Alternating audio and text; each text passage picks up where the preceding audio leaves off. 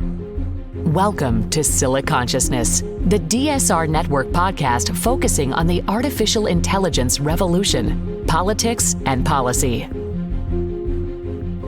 This podcast is underwritten in part by the U.S. Embassy of the United Arab Emirates.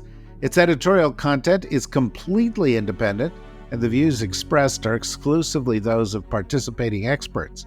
It is presented live, without editing. For further information about the UAE's efforts in the areas of artificial intelligence and technology, go to the website of the embassy at www.uae-embassy.org and search for UAE-US Tech Cooperation. We thank them for their support. We thank everybody who's supporting this podcast for their support, and we look forward to it developing and growing over time because the issue is so important.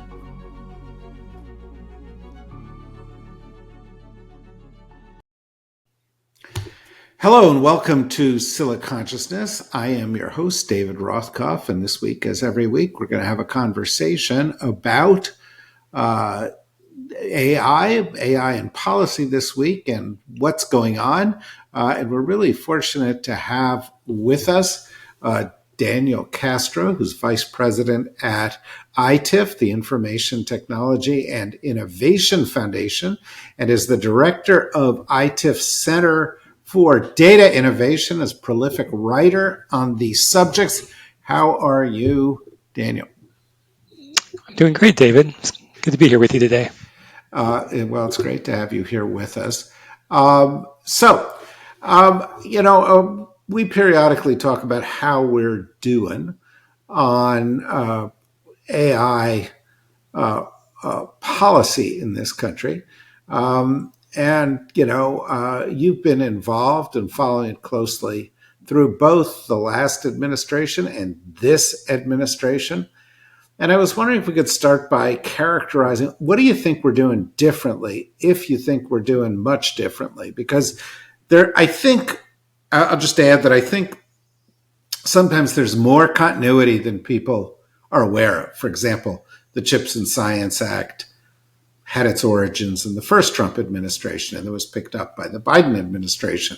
The policies on restricting flows of certain kinds of chips or technology to China is vaguely related. And so I'm wondering how much continuity you see and what do you see as the differences? Yeah, that's a great question because AI policy really took off in the first Trump administration. There was a little bit in the Obama administration, but it was really the first Trump administration where AI started to have its moment. And they created a national AI office that was kind of the central coordinator for AI policy. As you mentioned, they started looking at restrictions on China in terms of what the policy would be there and how we would compete. And they were also very focused on AI research.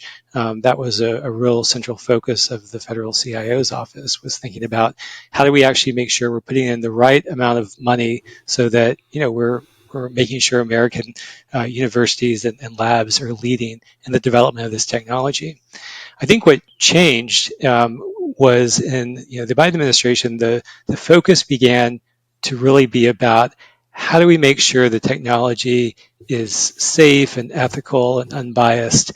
And you saw a lot of work focused in that quarter. And it was really principally around this idea of this AI Bill of Rights that they created in the White House, where again, it was about do we have concerns about how this technology will be applied to American life, to the American public, and how might we want to constrain that? At the same time, the Biden administration also had a separate track, particularly through NIST and the Department of Commerce, where they were focused on really technical issues around AI. How do we perform, a risk analysis of AI systems? What type of, research questions need to be addressed by industry? Where can we find voluntary partnerships? Thinking about, working with, the UK AI Safety Institute, these types of things. And so there was there's kind of two tracks. One focused on really kind of technical solutions to, the challenges the AI industry was having in the United States and how to support them and bolster them. And the other was really focused on, these kind of ethical questions around AI. I think with the new Trump administration, what they're really doing is getting rid of that, whole bucket of questions around bias and fairness around AI, and saying we want to focus on the hardcore, technical problems related to it, and we want to focus more on adoption, which the Biden administration was kind of dragging their feet on because of these ethical questions. The kind of the rhetoric from the Biden White House and also generally on the left is we need to first fix the potential problems of AI in terms of how it might discriminate against people, how it might be in the pocket of big business. We need to fix that before we can have widespread adoption.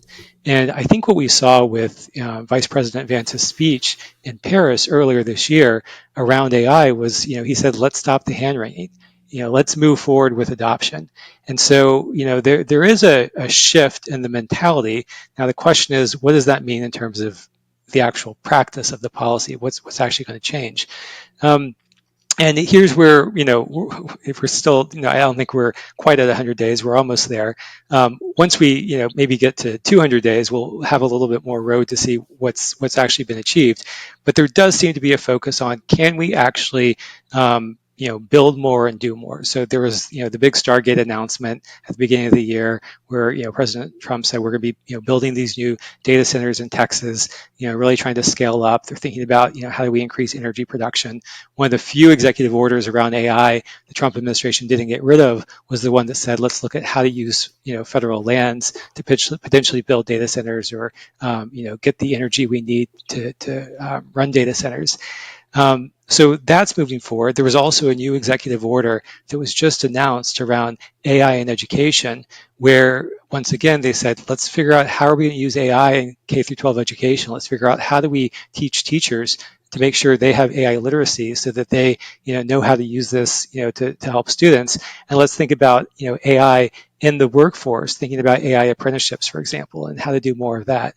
And so again, continuity in terms of the Biden administration was also thinking about things like apprenticeships, but not necessarily about AI. And they weren't necessarily doing too much about getting AI out into the states. And so there's some differences in policy. Clearly some of these big ones, like how they do some of this. There will be no Department of Education under the Trump administration. That looks very different than how Biden was approaching it. But in terms of actually what they're doing, it does seem like they've put the foot on the gas in the Trump administration. For that, I'm somewhat optimistic. Yeah, I'm a proponent of the idea that if you were going to write a book about AI right now, you might steal the movie title and call it Everything Everywhere All at Once, right? Because AI infuses every area of policy. It infuses every area of the economy. It infuses a lot of issues that are connected to society and to culture and so forth and to defense. So it's very rapidly no longer the realm of technology specialists. And that's a good thing, and it's a bad thing. If everybody gets exposed and benefits from it, it's a good thing. But on the other hand, for a city like Washington, to have everybody be up to speed on what the issues are is very daunting challenge because, whatever you may say about Washington, I've been here 30 years. The learning curve is pretty steep on most things. How do you think Washington is doing on the AI learning curve? It's a great question because I think with most technologies, Washington stays pretty far behind. They don't quite understand what's going on. There's usually this big disconnect when you go out to Silicon Valley or Austin or Seattle or even Boston, and you look at what's going out there in industry, and then you come back to Washington and you talk to people, and they don't quite understand how far and how quickly people are moving. I think with AI, there is more public awareness of what's going on. People are hearing about kids using ChatGPT in schools, lawyers getting caught, using it to write briefs, ineffectively. We're seeing autonomous vehicles on the road today. So there are, for even the average person, clear examples where they're seeing it touch their lives, where they're seeing it being put to use. And so this disconnect between what's coming and the understanding of what is today is, I think, growing narrower around AI in Congress.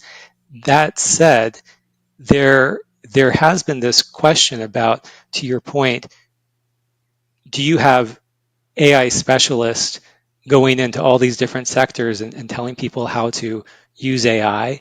Or do you have specialists from all those sectors, starting to learn about AI? Earlier this year, there was a real push, I think, by some members of Congress to create a select committee around AI, to have this one AI committee that would be in charge of everything. And you can see the rationale for it from the perspective of those who really know a lot about AI and just want to set all the policy everywhere. But on the other hand, and I think the reason that it probably rightfully didn't go forward, is that you don't have these AI specialists that really deeply understand healthcare or defense policy or education policy, or all these areas where you need to have very good on the ground understanding of how the technology is actually going to be deployed, what the barriers are, what the opportunities are, and as it rolls out, how it all works together. And to me, that's the big challenge that we face, is getting that expertise in AI so that we're not making the same mistakes in every sector. Thinking about this kind of grand vision for what we want the United States to look like in terms of AI, what resources we're putting behind that at the federal level or the state level, even at the local level. But then really translating that into actual policy that can make advances in all these areas. Because if you look at the past attempts to radically inject new technology into different sectors. And the one I like to go back to is electronic health records in healthcare. 10 years ago, most people didn't have electronic health records. You had some doctors' offices using them, but if you went from one doctor's office to another, they weren't portable, they weren't interoperable. We spent tens of billions of dollars at the federal level to incentivize and pay and eventually require hospitals and primary care physicians to adopt it. And this is old technology. I mean, databases is basically all it is. Network databases. This has been around since the 80s. It took over 25 years, 30 years basically, for us to get there, and all this money just to get the adoption of what was a very basic technology. Now we're talking about, how do we reinvent healthcare with AI?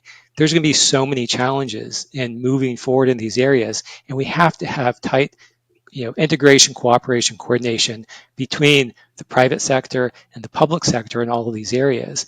And they have to be working in tandem in a shared goal, but also in terms of addressing the issues that will come up. If you think about government as a payer in healthcare, I mean, they're going to have to incentivize the adoption of AI. They're going to have to demand certain types of results, and there's going to be resistance, certainly from some providers that are going to lose out on lucrative funding that they're getting today. But there should be net benefit. We have to make sure that this actually results, for example, in patients getting better healthcare outcomes, and our costs actually going down, not just maybe more money to the insurers or more money going somewhere else.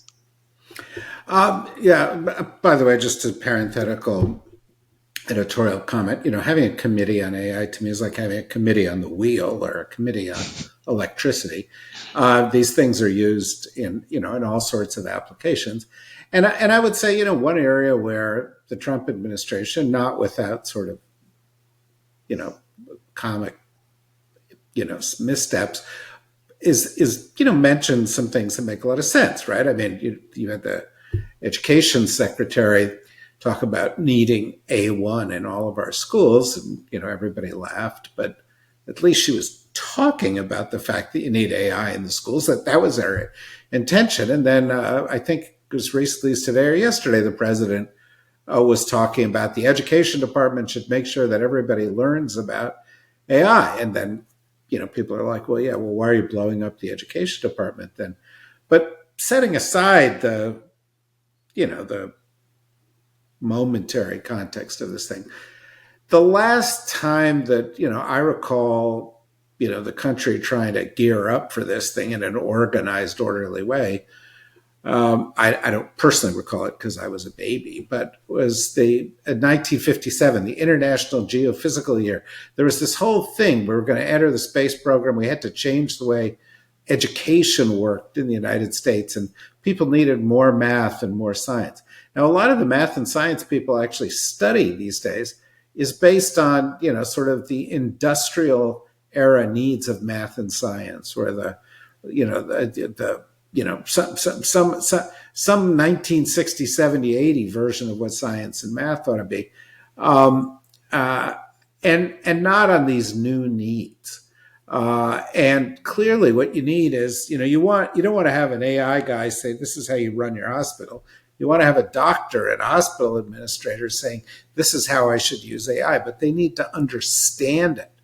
Where do you guys come out on this issue of, sort of a national educational effort to get people to understand this stuff? Because ultimately that is going to provide a lot of the guardrails on things like, what's ethical, what's not ethical, how should we use this? Because people are going to be able to in an informed way, judge outcomes better. That's right.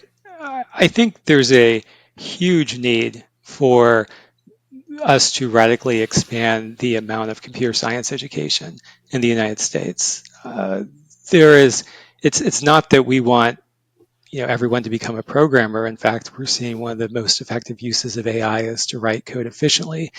But you need people to understand the underlying methods that are being used in computer science and in the development of these types of AI systems. That doesn't require, again, everyone knowing necessarily even how to code, but it requires them to understand fundamentally what's going on inside these black boxes. They need to understand the types of math that are occurring. They need to understand the limitations of these systems, not just at a descriptive level, but at a more intuitive level that you get when you've had experience, playing around with these systems and actually understanding what goes into designing and developing them. And that's something that, it's like when you become a doctor, you take organic chemistry and you study, how the body works. The person writing the prescription for an allergy medication doesn't necessarily need to know all that at the point they're writing that prescription, but they need to understand, and have been informed about how the body works at that fundamental level to become a doctor. And that's the same thing that we're talking about as we're integrating IT into healthcare, especially when we're talking about integrating into making healthcare decisions, which is the direction we're going, being involved in the diagnosis and treatment of individuals.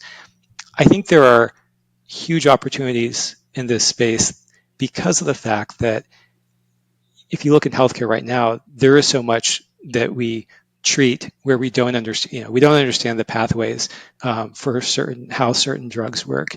We just know they're effective, and that kind of evidence-based decision making is, I think, where we're going, and where AI can be incredibly helpful. Where you're really focused on results and understanding how data can be used to make better decisions. And so, I started talking about computer science, how we need more of that. We also need more statistics, right? Because that's a lot of what AI is as well. So we need to have, it's not just, can people study calculus because that's how you do physics, but can we have more students actually studying statistics, because that's behind so much of the decision making that's going on, and not only the decision making, but also how we interpret the output that we get from AI systems. Understanding how to think critically about statistics is a core skill that I don't think we're providing to most high school graduates, let alone college graduates. And so those are, that's going to require us to really rethink how we're approaching these skill sets. Along the way, we also have to be thinking about how we're doing more continuous learning, because the way technology is advancing, we can't expect somebody to get a 4-year degree, or even a 2-year professional degree afterwards, and have the skills they need for their entire career.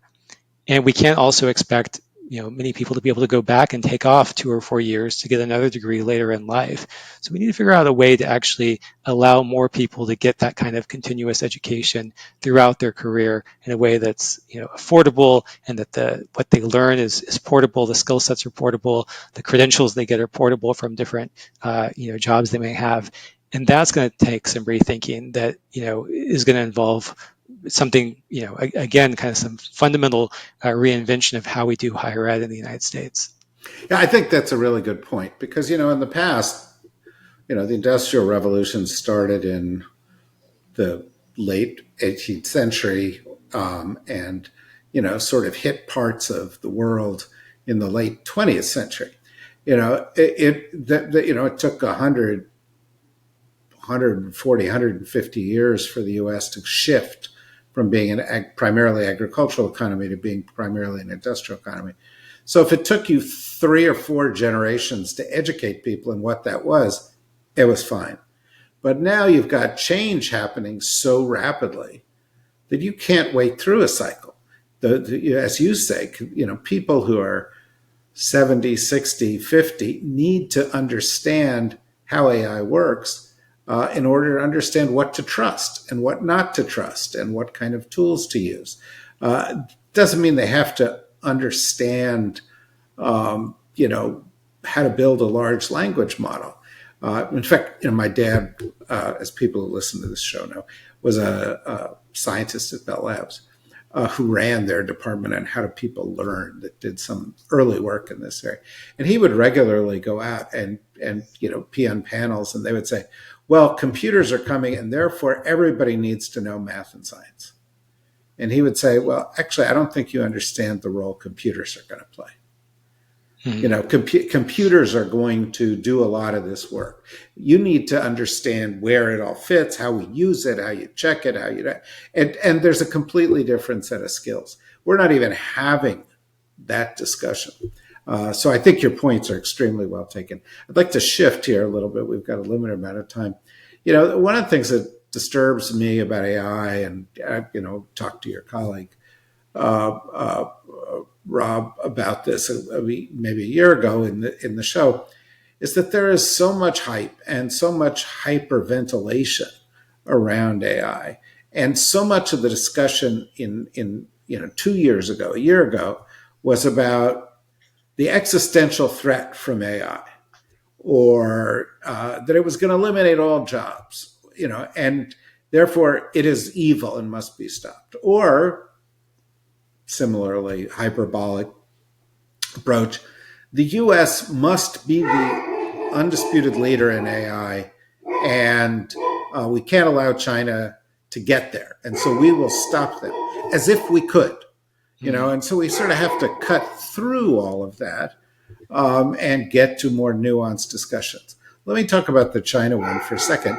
We have now, the Chinese have, for the past few years, we've tried to, control what kind of our technologies and what would get to them, and they're keeping up. Are we misunderstanding the nature of competition in the era of AI? I think with China specifically, the U.S. has made a huge misstep in the rationale for our policy and how we've implemented it. There's no doubt that AI is a dual-use technology. It has commercial and it has military applications. And it's also clear that we don't want America's top AI companies selling directly to militaries of foreign adversaries. But that's not really what we're talking about with the policies that we've seen enacted. The policies that we've seen enacted from the US have been to say, can we cut off China's access to AI chips and now advanced AI models, and the technology that China would need to build its own chips. And what we've seen is that China has basically shrugged and said, fine, we'll do it all ourselves. And instead of holding them back, or, it's this idea of, keep your friends close and your enemies even closer, we've done the opposite. We've really pushed China away. And in doing so, we've given up the ability to actually have as much impact on them, especially going forward. China has started building and designing their own chips. They haven't caught up yet, but they're making a lot of progress. And not only are they making progress, they're investing in this area at 3 times the rate the United States is. If you look at there was a study that came out recently in terms of the amount of publications around advanced chip engineering, and China was number one globally, not only in total output, but also in highly cited research. They are doing everything they can to close that gap in terms of the manufacturing know-how of how to produce the advanced chips of today, but also in terms of the innovation needed to advance to create next generation chips. So right now, we're able to basically raise the cost for China in building AI, building new AI models, deploying it, but we're not able to stop them. And the rationale for that policy, again, is also just completely misguided. I mean, we're not going to keep China from using and building AI. China right now, if you look at some of the kind of first wave of AI companies that were created in China, they were principally from innovators who had come to the United States, studied in the United States, went back to China and built a company. If you look at the current set of AI unicorns in China, they're all from individuals who studied exclusively in Chinese universities, stayed in China and built and created these billion-dollar companies from all indigenous innovation. We're not able to hold China back. They are going to be, and they are today, a key player in AI. We saw this with DeepSeek. We're seeing this with the chips that are being put out. We're seeing this just across the board. The United States needs to be thinking about how do we have a global ecosystem in which we have a geopolitical adversary that's a key part of it.